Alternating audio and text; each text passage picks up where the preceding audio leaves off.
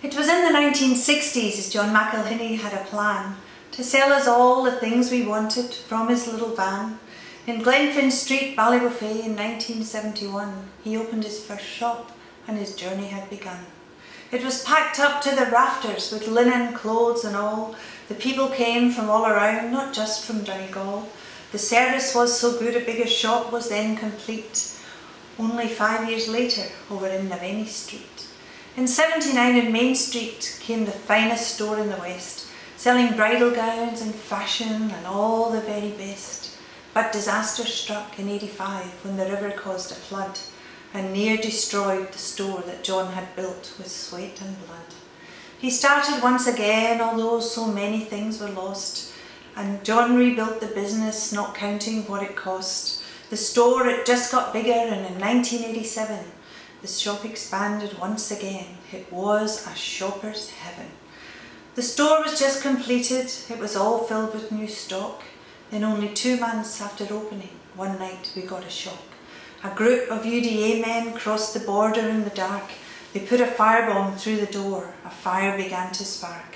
Soon the lovely building was ravaged by the fire. £1 million of stock destroyed as the flames kept leaping higher.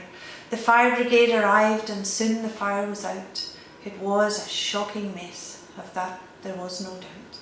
And when the fire was over, John walked into the shop, and the further in he went, he said, the darker that it got. A descent into hell is all that he could say, as he saw 16 years of work destroyed in just one day. Ballybofey was shattered, and the folk felt very down.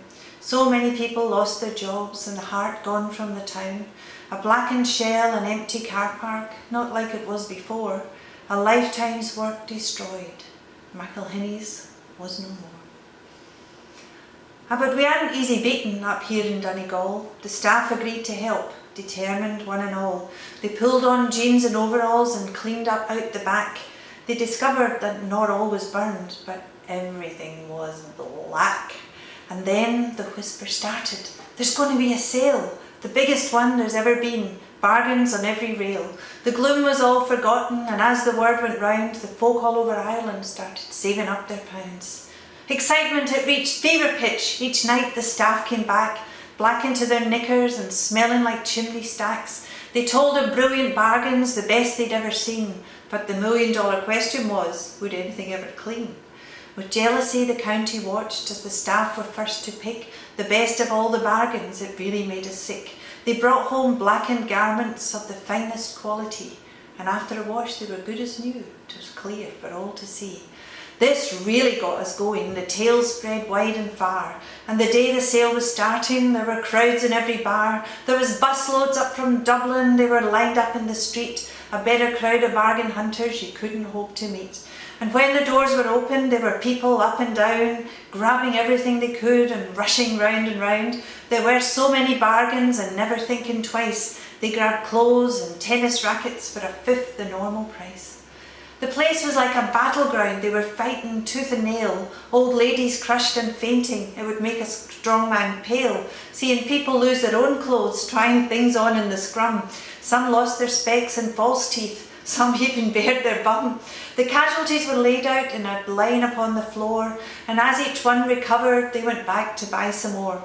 The queues at all the checkouts never seemed to end, and the staff wondered if this madness would drive them round the bend.